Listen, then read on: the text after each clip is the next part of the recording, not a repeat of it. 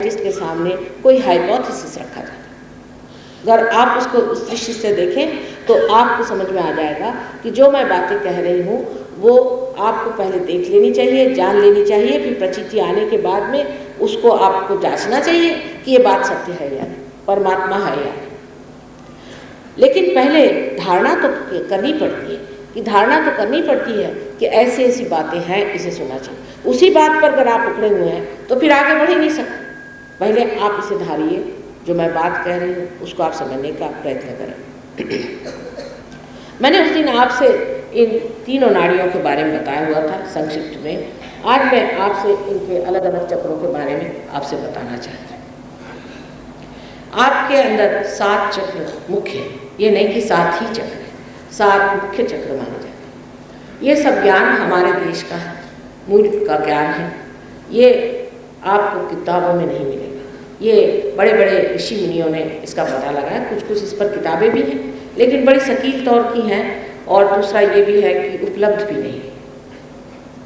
ये 7 चक्र हमारे अंदर ऐसे बनाए हुए हैं बढ़िया तरीके से कि जैसे कि एक के बाद एक हमारी सीढ़ी हो। ये सीढ़ियाँ हमारे उत्क्रांति में बनाई गई।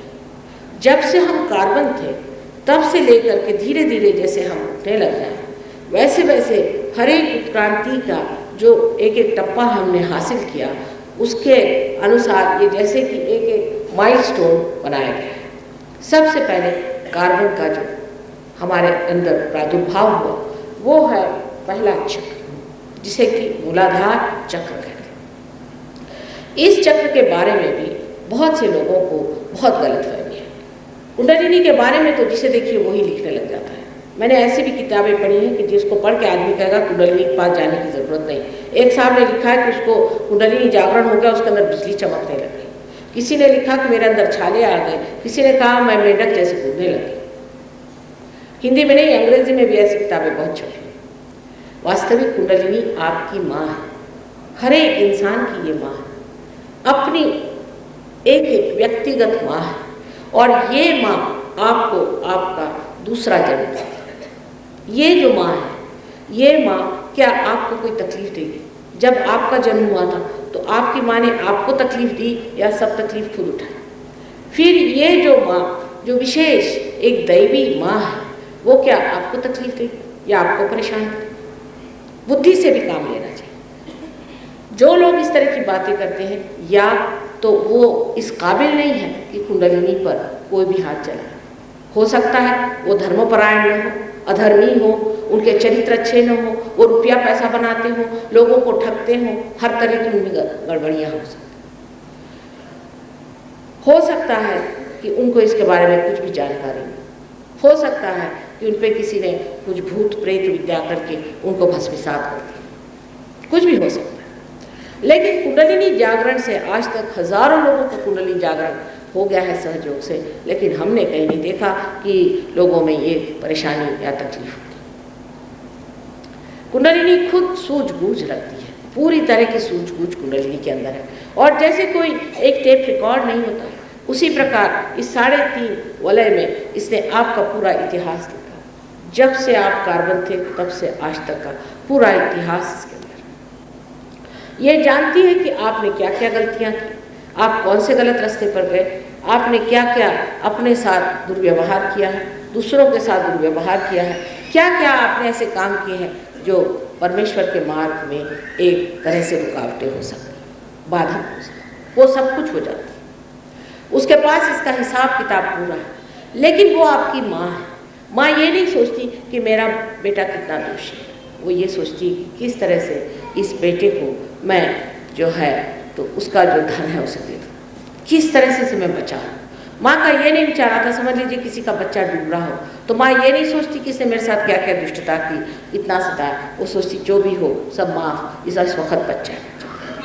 इसी प्रकार ये माँ आपकी यही सोचती है कि आपको किसी तरह से बचा दे। लेकिन इस माँ के लिए आपका जो बाल्यावस्था में पाया गया हुआ अबोधिता का धर्म है, जिसे हम लोग इनोसेंस कहते हैं, वो वहाँ पर नीचे स्थित है, यहाँ पर कि जिसे मूलाधार चक्र कहते हैं।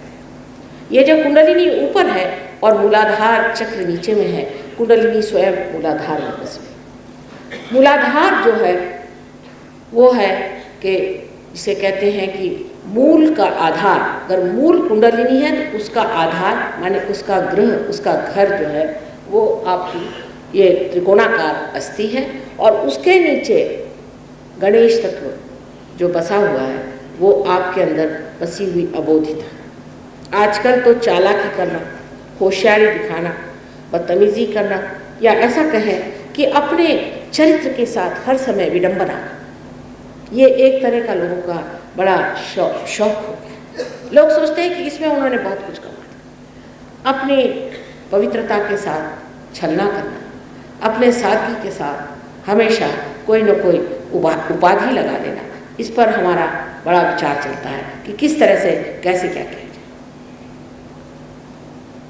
ये चक्र जो है हमारे अंदर बहुत महत्वपूर्ण है। हालांकि इस देश में ये चक्र बहुत बलवान है, क्योंकि कुछ भी हो इस देश में पवित्रता का अर्थ लोगों को मालूम। लोग गलत काम करते हैं लेकिन वो जानते हैं कि ये गलत है, लेकिन परदेश में मैंने देखा कि वो गलत काम करते हैं, इस तरह से विचित्र बातें करते हैं कि समझ में नहीं आता कि ये इंसान है या जानवर है, और वो ये सोचते हैं कि उन्होंने बड़ी कमाई कर ली, वो तो एकदम फ्रीडम पे आ गए, उन्होंने बहुत कुछ पा लिया, कि इस तरह के गंदे काम हो रहे हैं। श्री गणेश विशेष करके जो बनाए गए हैं उनका रूप ऐसा है कि उनके सर पे हाथी का सर है। वजह ये है कि एक हाथी एक पशु है, और पशु कभी भी अहंकार एकत्रित नहीं करता, इसीलिए उसके अंदर अहम की भावना नहीं होती। वो चिर का बालक होता है, और गणेश जी चिर के बालक हैं, लेकिन उनके अंदर जो आयुध है और जो विशेष तरह की उनके पास में व्यवस्थाएं हैं, उन सब व्यवस्थाओं से वो मनुष्य के अंदर जो पेल्विक प्लेक्सस है उसको संभालते हैं। पर ये इतने शक्तिशाली है कि अगर आप किसी भी तरह से कुंडलिनी पर आघात करने का प्रयत्न करें, या जो आदमी धर्म रहित है, जिसमें चरित्रहीनता है, ऐसा आदमी कोशिश करे कि कुंडलिनी को चढ़ाए, वो इस कदर नाराज हो जाते हैं कि आप देख रहे हैं यहाँ पर ये सबसे नीचे बैठे हुए, लेकिन इसके साथ में ईड़ा नाड़ी ऊपर जुड़ी हुई है। उस ईड़ा नाड़ी पर उनका क्रोध जब चढ़ता है तो आदमी के यहाँ से लेकर के यहाँ तक सारे ब्लिस्टर्स भी आ सकते हैं। ऐसा आदमी गर्मी से तड़प सकता है, उसको तकलीफ हो सकती है। ये गणेश का तत्व जो है जितना सुखदायी है उतना ही क्षोभकारी, अत्यंत क्रोधवान है। इस भारतवर्ष में गणेश 8 अष्टविनायक आप जानते हैं कि जागृत पृथ्वी के तत्व से मिलते हैं। अब हम लोग मानते थे हैं कि सब ये वैष्णो देवी वहाँ जाना चाहिए, इस मंदिर में जाना है, उस मंदिर में जाना, लेकिन ये जागृत तत्व क्या है? क्या हम जानते हैं ये जागृत तत्व क्या है? क्या ऐसी कोई सच्ची बात है कि वास्तविक कोई ऐसे जागृत तत्व का कोई स्थान है? ऐसा स्थान है, क्योंकि पृथ्वी तत्व जो है ये स्वयं साक्षात जागृत है। आपको आश्चर्य होगा, मैं एक छोटी सी जगह मुसलवाड़ी में गई थी, वहाँ पर लोगों ने मुझे बताया कि ये जागृत स्थान है, और वहाँ पर कोई भी दीवार नहीं बना सके। एक अंग्रेज़ वहाँ लिख गए कि इस अजीब सी जगह है, यहाँ पर कोई आप दीवार नहीं बना सकते, कोई बंद नहीं बना सकते, तो बंद को ऐसे सीधे लेने की जगह से गोल घुमा दिया और फिर इस तरह से ले। और पता ये हुआ कि ये जगह एक फ़कीर ने आके बताया कि ये जगह माँ की ही से छोड़ दीजिए। जब हम जाके हम लोगों ने देखा तो उसके अंदर से चैतन्य की लहरियाँ ठंडी ठंडी लहर से चल रही, साक्षात सारा संस्थान। लेकिन ये सिर्फ एक फ़कीर या कोई संत या साधु या सहयोगी बता सकता है। जिसको इसकी अनुभूति नहीं है वो नहीं बता सकता कि ये चीज़ जागृत है या ये झूठ है, या आदमी सच है या झूठ है। इसके लिए आपको वो ऊंची संवेदना, जिसे कि हम लोग सामूहिक संवेदना कहते हैं, उसमें जागरूक होना पड़ता है। फिर मैं कहूँगी कि आपको जागरूक होना पड़ता है, सिर्फ लेक्चरबाजी से नहीं होगा। आपको होना, जब तक आप इसमें प्राप्त न होंगे, जब आपके अंदर इसकी प्रचीति नहीं आएगी, जब तक यह आपको विद नहीं होगा, तब तक आप में और उन साक्षात्कारियों में हमेशा अंतर है। इस चक्र के विशेषता ये है कि जब कुंडलिनी का जागरण होता है, जैसे आप मेरे और ऐसे हाथ करके इस वक्त बैठे तो अच्छा रहेगा, भाषण करते ही काम हो सकता, और पैर से जूते उतार लीजिए। आप जिस वक्त मेरे और इस तरह से हाथ करके बैठे हुए हैं, तब आपके ये जो 5 यहाँ पर उंगलियों में ये सिंपैथेटिक नर्वस सिस्टम के एंड्स हैं, ये 6 और ये 7, इस प्रकार 7 चक्र लेफ्ट साइड में और 7 चक्र राइट साइड में। अब ये जो 7 चक्र हमारे लेफ्ट और राइट में हैं, जैसे मैंने बताया था, इस तरह से मिल जाते हैं और सुषुम्ना नाड़ी ऐसे बीच में तैयार हो जाती है। मैंने आपसे पिछले लेक्चर में बताया।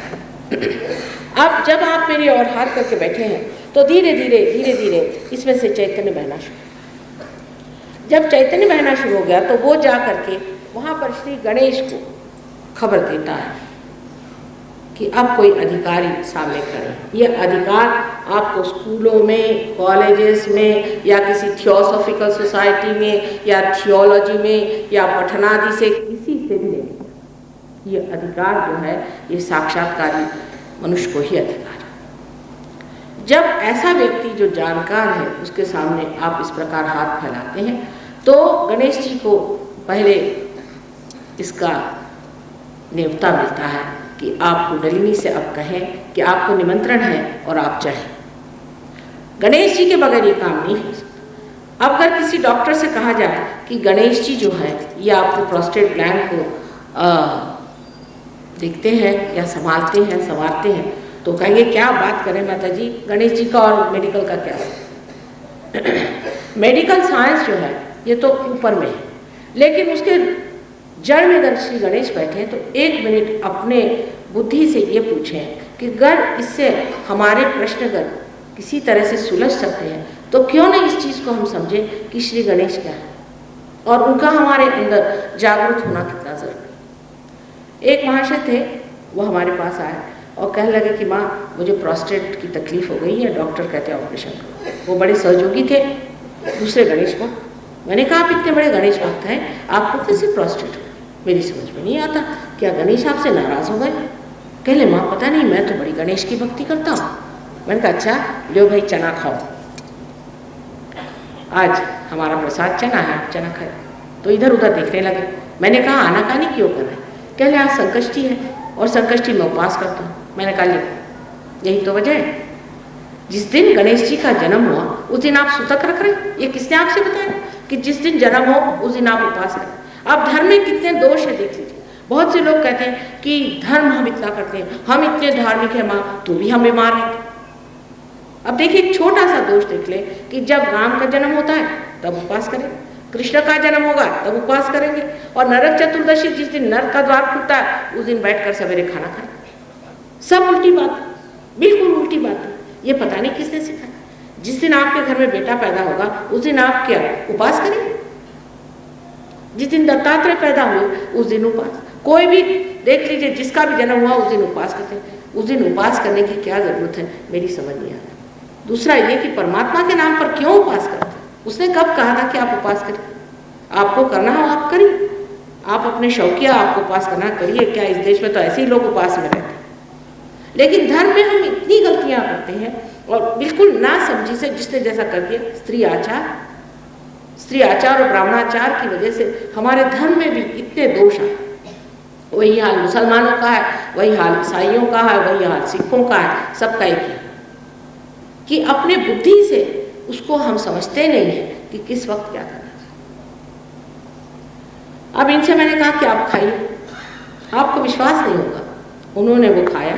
मैंने कहा आप छोड़िए, आज से आप ये प्रॉमिस करिए कि संकष्टी के दिन आप मोदक बनाकर खाएं, क्योंकि उनको मोदक प्रिय है, इसलिए आप मोदक बनाकर। तो कहा अच्छा माँ मैं तो आपको पूरा प्रॉमिस देता हूँ कि मैं मोदक खाऊँ। आप आश्चर्य करेंगे कि उनका प्रोस्टेट पूना वो पहुँचे और वो चिट्ठी भेज दी कि माँ मेरा प्रोस्टेट गायब, उसकी तकलीफ ही गायब। इसी प्रकार धर्म में हम अनेक गलतियाँ करते हैं, और इसीलिए जब हम कहते हैं कि हमने धर्म धारण किया, हम ये करते हैं वो करते हैं, फिर माँ हमें क्यों नहीं इसका परमात्मा पे कोई दोष मत दीजिए। दोष है जिसने आपको समझाया और बताया। जैसे कि लोग बताते हैं कि जब कुंडलिनी जागरण होता है तो बड़ी गर्मी होती है और ऐसा होता है वैसा है। सब झूठ है, एकदम झूठ है, ऐसा कुछ भी नहीं।